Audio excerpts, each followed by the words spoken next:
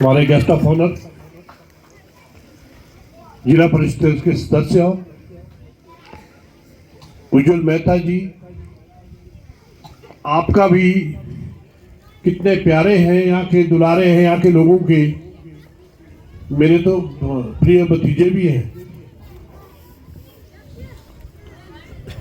श्री सुरेंद्र गुप्ता जी बहुत लंबे समय तक जो यहाँ बड़ा गांव पंचायत के प्रधान भी रहे हैं, बीडीसी के चेयरमैन भी रहे हैं, और आप काफ़ी जो है यहाँ के हर फंक्शन में हर उसमें जागरूक रहते हैं। यहाँ के लोकल प्रधान सुरेश्वर ठाकुर जी, सुमेश्वर है आप, सर्वेश्वर, अच्छा ये तो बहुत ही ऊपर चला जाता है। सर्वेश्वर ठाकुर जी यहाँ के स्थानीय पंचायत के वाइस प्रधान, हमारे एक्शन साहब गोपाल जी,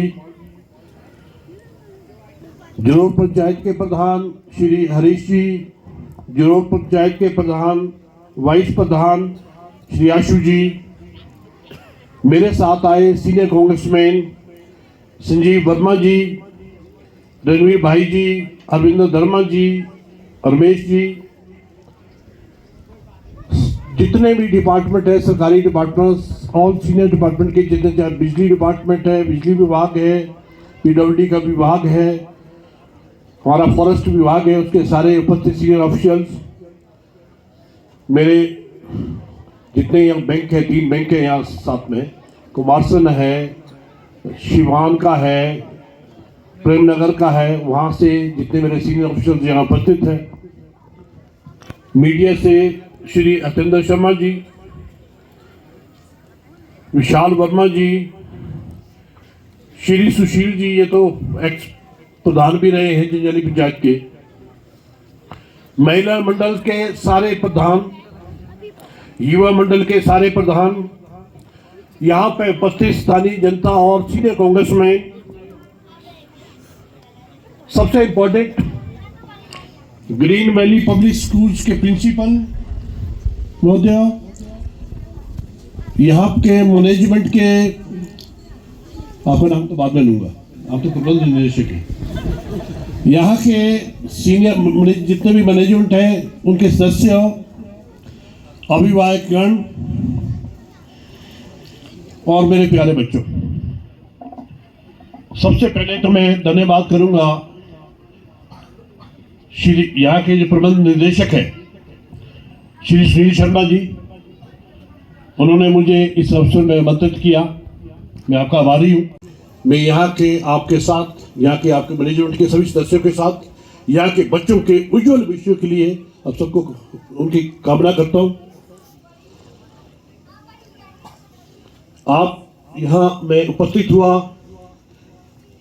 और बच्चों के बीच आने के बाद हमें भी एक बड़ी अजीब सी अनुभूति प्राप्त होती है।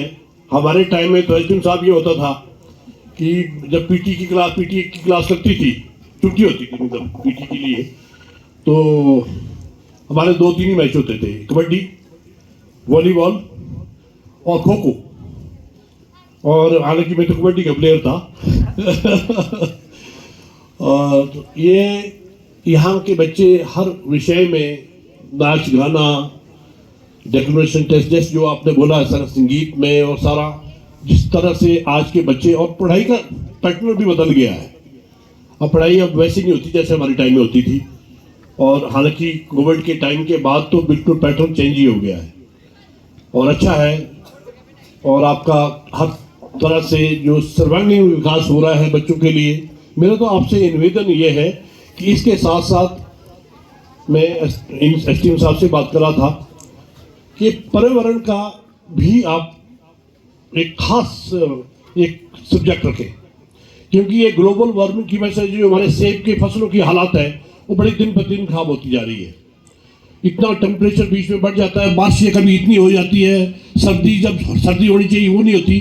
तो मेरा जितने यहाँ अभिभावक उपस्थित है, आप सबसे अनुरोध है, मैं तो खुद फॉरेस्ट डिपार्टमेंट में रहा हूँ, यहाँ फॉरेस्ट डिपार्टमेंट के आदमी रहे होंगे, मैं तो वाइल्ड लाइफ में रहा हूँ, नौकरी नहीं की, मतलब मैं दूसरे टाइप से रहा हूँ, मैं डायरेक्टर रहा हूँ, पर मैंने ये देखा कि अगर हम लोग अपने बच्चों को प्रोत्साहन दें कि एटलीस्ट हर बच्चा 2-2 पेड़ लगाएं, और जब बड़े हों, जब भी उनको अपने सुकून की प्राप्ति करनी हो, उस पेड़ के नीचे जुड़ जाए।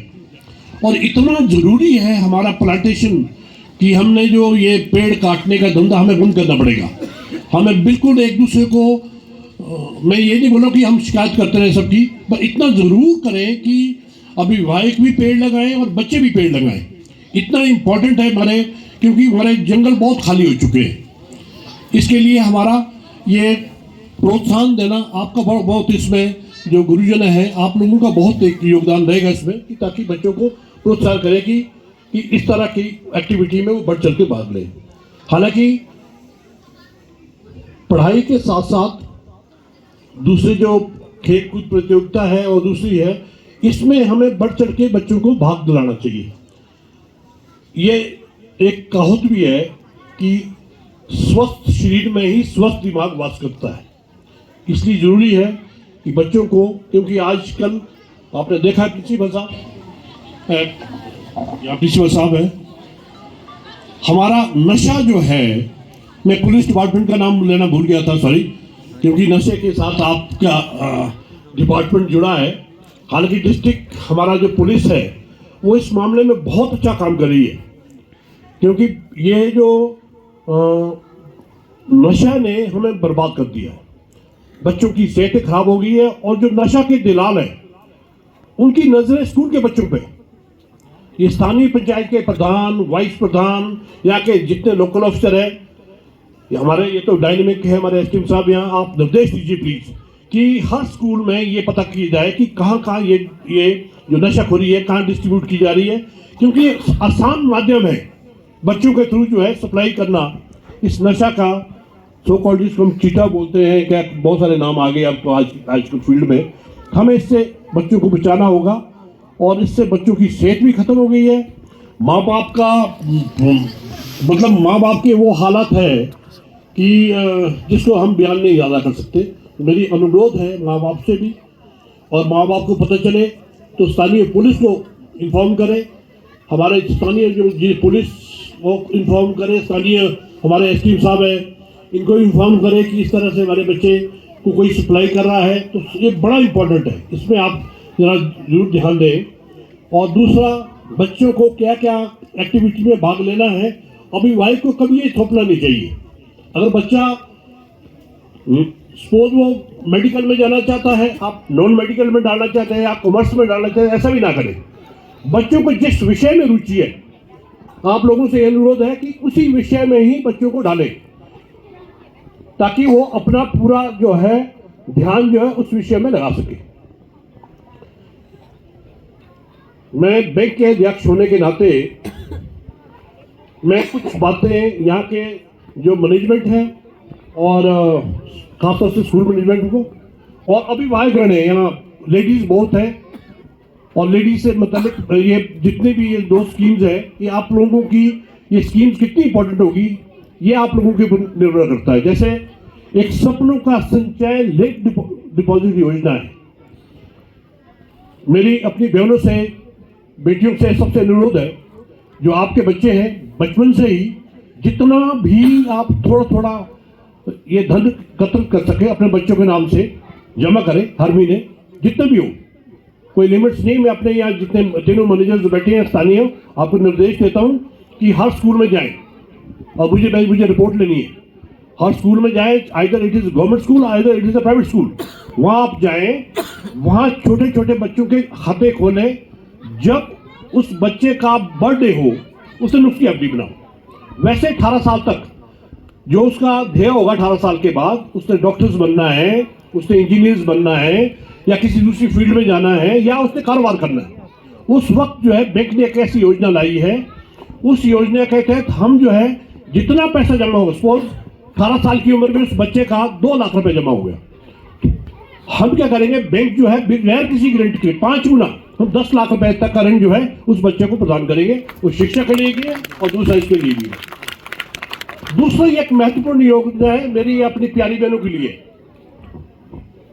और इसमें भी निर्देश दे रहा हूं मैं आपको। मुझे मैंने डोडरा कुआर में जाके पर्सनली, मुख्यमंत्री जी का वहाँ एक प्रोग्राम था, हमने जाके एसडीएम साहब 7 दिन के अंदर हमने वहाँ 200 औरतों के लोन करवाए। और मेरी बहनों, कोई भी बैंक में आपका कोई वो नहीं ले सकता, गारंटी नहीं ले सकता। आप आधार कार्ड ले जाइए, अपने अपने लाड़ियों में लेनो, आधार नंबर डालना और वहां जाके आप 21,000 रुपए किसी भी बगैर गारंटी के, आपको ये मैनेजर आपको 21,000 रुपए दे देंगे। 5 साल में आपने वो वापस करना है। 432 रुपए या 35 रुपए की किस्त बनेगी। 1 साल तक आपने वो किस्त दे दी रेगुलर, तो मैं 21,000 का लोन आपका 51,000 रुपए बढ़ा दूंगा, वो भी बगैर किसी गारंटी की। उसका भी 1 साल तक आपने दिया चरणबद्ध तरीके से, मैं आपका लोन बगैर गारंटीज के 1 लाख रुपए कर दूंगा। सिर्फ औरतों के लिए स्कीम है, ताकि अपने लाड़ा का निर्भर है ना कि भाई यहाँ हमारे ऋण में ले लो और आज 200 रुपये, ये नहीं चलेगा। औरतें आत्मनिर्भर होनी चाहिए।